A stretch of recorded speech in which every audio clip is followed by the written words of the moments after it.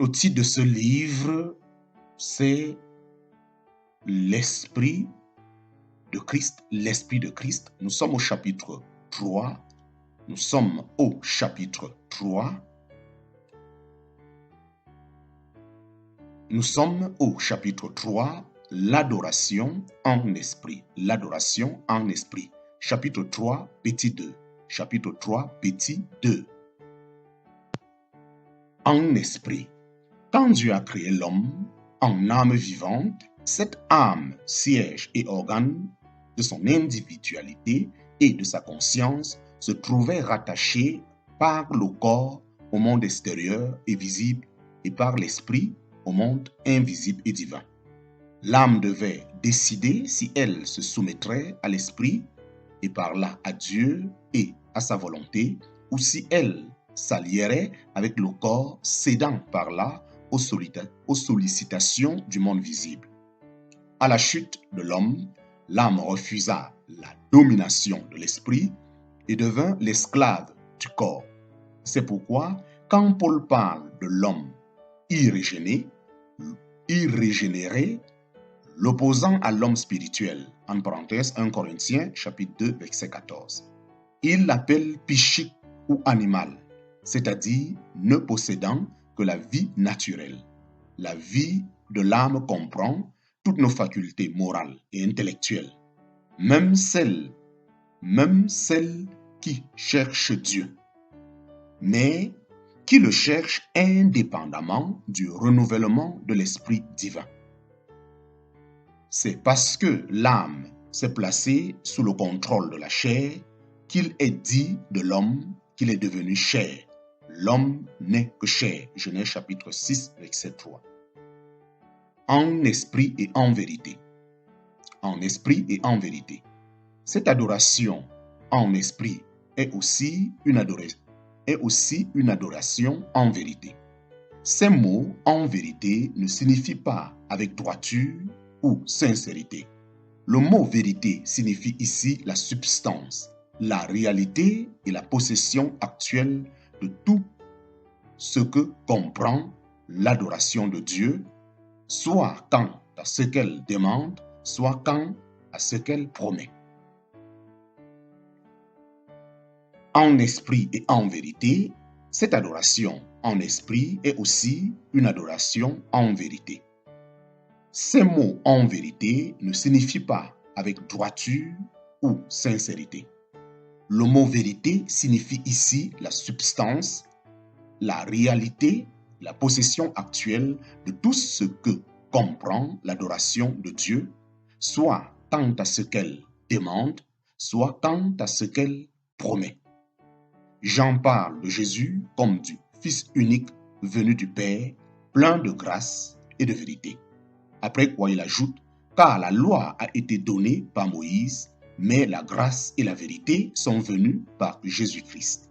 En parenthèse, Jean chapitre 1, versets 14 à 17. Impossible de comprendre ici ce mot vérité dans le sens contraire du mot mensonge, car la loi de Moïse était tout aussi vraie que l'évangile de Jésus. L'un et l'autre venant de Dieu. Mais c'est en Christ que nous voyons la vérité, la réalité, la vie, l'amour et la puissance même de Dieu se donnant à nous. Nous comprenons alors aussi que l'adoration en esprit peut seule être une adoration en vérité et que, pour adorer ainsi, il faut posséder cette puissance divine qui est la vie même de Christ. Un avec le Père, vie divine que le Saint-Esprit nous communique et maintient en nous. Les vrais adorateurs adoreront le Père en esprit et en vérité. Tous ceux qui adorent Dieu ne sont pas de vrais adorateurs. Il y a beaucoup d'adorateurs sérieux et sincères qui pourtant n'adorent pas en esprit et en vérité. On peut être très attaché aux vérités bibliques et pourtant ne pas connaître encore l'adoration que Dieu demande parce qu'on reste sous l'influence prédominante, non de l'action de Dieu, mais de l'effort humain.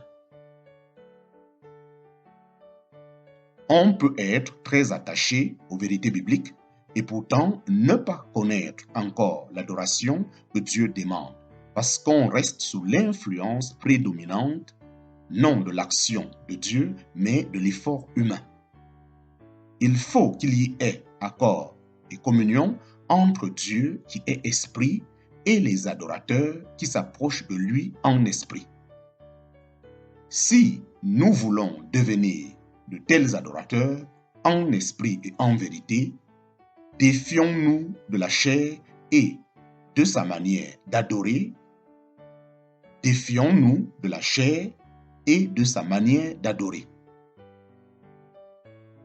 Si nous voulons devenir de tels adorateurs en esprit et en vérité, défions-nous de la chair et de sa manière d'adorer.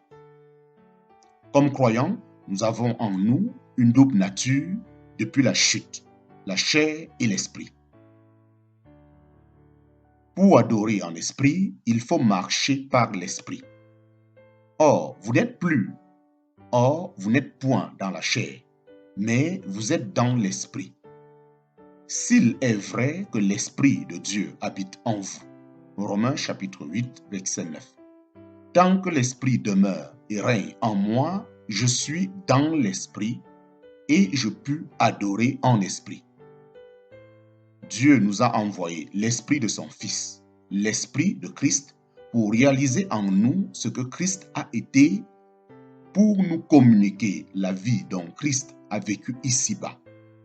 Dieu soit loué, le temps est venu et nous vivons dans ce temps-là, où les vrais adorateurs adorent le Père en esprit et vérité.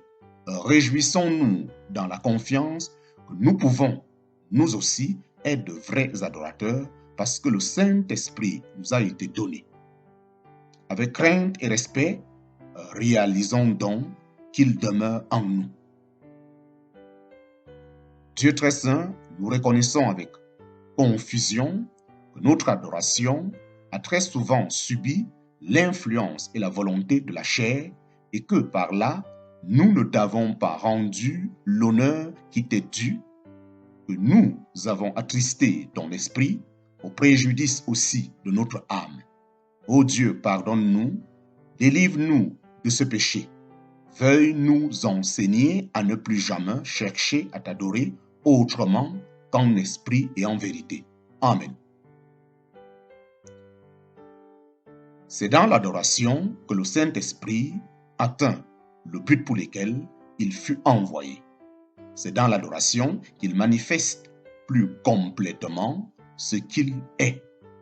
Si je veux sentir fortement en moi la présence de l'Esprit, je dois adorer. L'Esprit prépare à l'adoration et l'adoration prépare à recevoir l'Esprit. C'est la chair qui est le grand obstacle à la présence de l'Esprit. C'est donc la mort de la chair qui assure l'adoration en esprit. Une vie d'obéissance à la volonté de Dieu prépare à l'adoration. Veuille le Seigneur nous faire sentir profondément toute l'inutilité, toute la culpabilité de l'adoration qui n'est pas en esprit et en vérité. C'est la chair qui est le grand obstacle à la présence de l'esprit. C'est donc la mort de la chair qui assure l'adoration en esprit. Une vie d'obéissance à la volonté de Dieu prépare à l'adoration. Veuille le Seigneur nous faire sentir profondément toute l'inutilité, toute la culpabilité de l'adoration qui n'est pas en esprit et en vérité.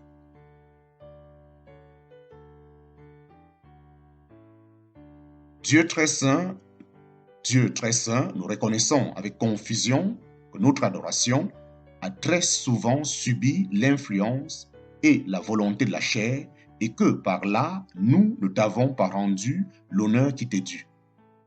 Que nous avons attristé ton esprit au préjudice aussi de notre âme.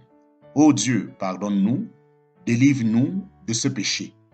Veuille nous enseigner à ne plus jamais chercher à t'adorer autrement qu'en esprit et en vérité. Amen.